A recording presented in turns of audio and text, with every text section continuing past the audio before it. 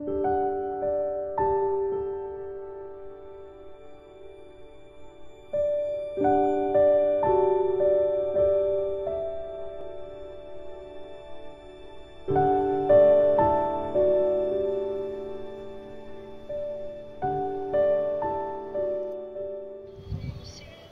Kevin, on est au Relais pour la vie 2018. C'est quoi le programme au Relais?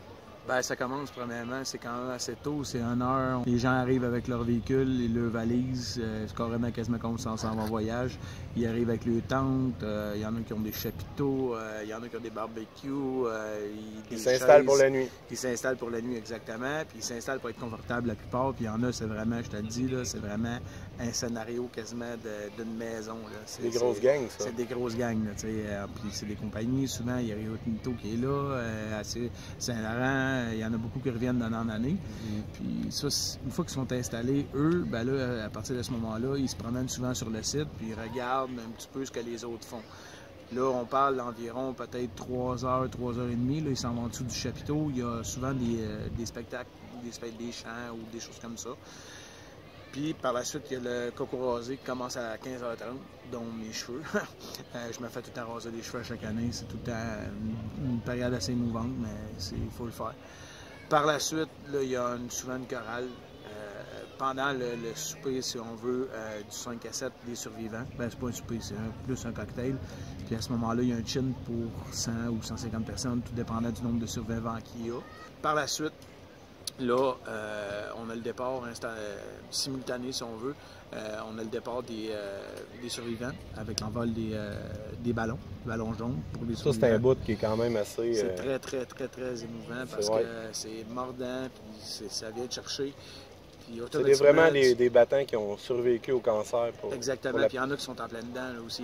Il y en a qui se battent pour. Ils sont en train de se combattre, puis ils sont là, puis ils sont forts. Il y en a une qui est en chaise roulante, puis tu voyais qu'elle avait un genre de serviette sur elle. Ça veut dire que probablement qu'elle est en train de combattre ou elle vient de sortir, ça fait pas longtemps. Là, je ne connais pas toute l'histoire des survivants, bien entendu.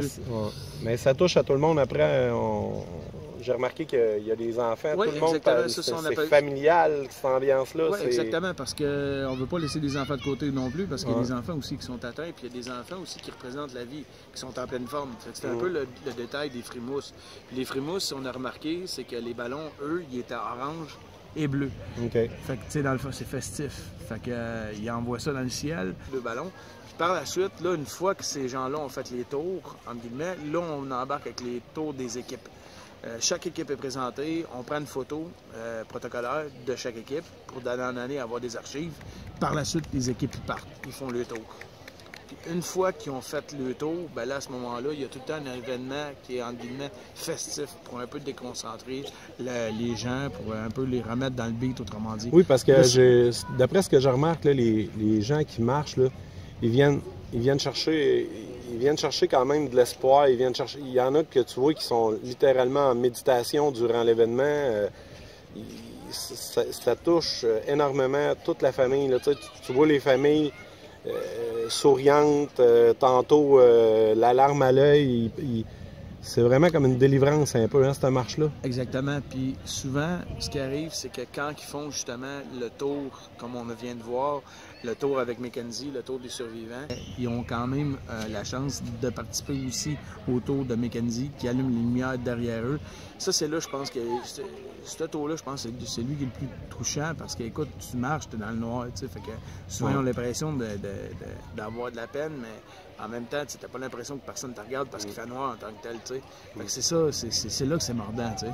Et en plus, à soir, je sais pas si c'est comme ça toutes les années, je n'ai pas tout le temps été là, mais à soir, le timing était vraiment parfait parce que quand Mackenzie a commencé à faire son tour, le soleil se couchait, puis on venait de tomber un peu inconfortable là, parce qu'il commençait à faire noir, puis en même temps, dans l'espace de 5 minutes, tout le parc de regard sur le fleuve, c'est tout illuminé comme vous le voyez en arrière de nous autres.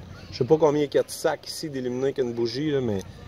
On parle entre 1500 et 2000 d'année en année. C'est sûr que des fois, il y a des années, c'est encore plus, mais dans le contexte économique dans lequel on vit, je pense que c'est important parce que c'est quand même 5 $ là, du sac. C'est pas gros, mais quand même, c'est beaucoup de sous qui sont ramassés.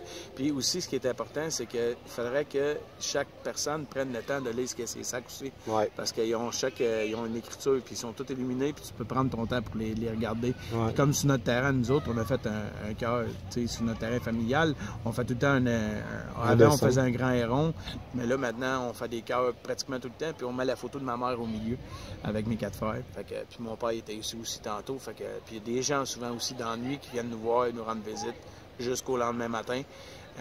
Parce que le lendemain matin, ce qui est important de comprendre, c'est que vers 4h30, 5h dans ce coin-là, là, le soleil commence à se lever. Puis là, c'est vraiment super beau. Puis souvent, on se réunit sur le bord de la clôture, puis on est à peu près à une cinquantaine qui filment ou qui posent le lever du soleil. Puis il y a le déjeuner aussi des survivants. On finit avec ça. Après ça, on démonte le site, puis on se rend chez nous. Le relais pour la vie, comment que vous faites pour financer autant de retombées autonomies? C'est quoi les moyens que vous adoptez pour aller chercher tant d'argent avec une cause? Ben, je vais juste prendre l'exemple de mon équipe. On a ramassé les lucioles cette année au-dessus de 10 300 $, puis ça continue de rentrer, là, tu sais. Mais c'est des activités, dans le fond. On a fait un défilé de mode et ramassé 3002. On a fait une yoga Caroline English, elle a été chercher 2700 $. Par la suite, il y a souvent des luminaires vendus 200 lacets lumineux à 5 $. Chacun a sa façon de ramasser des sous. Mais il y a aussi ce qu'il faut comprendre, c'est qu'il y a des partenaires aussi qui sont là d'année en année. Des partenaires commerciaux? Des partenaires commerciaux. Je ne vais pas tous les nommer parce que je vais en oublier, bien entendu, mais il y en a qui donnent des sous. Mais en tout cas, c'est sûr que demain matin, je vais être là pour le dévoilement du montant. Puis moi, je vais passer la nuit avec toi. Puis demain matin, on va regarder le lever du soleil ensemble. Puis on va penser, moi aussi, il y a du monde qui ont eu le cancer dans ma famille. Puis il y en a qui ont perdu leur combat. On va regarder le lever de soleil en pensant à eux, mon ami. Puis j'invite tout le monde à venir voir ça au moins une fois dans leur vie, puis contribuer, s'il vous plaît. C'est une belle cause.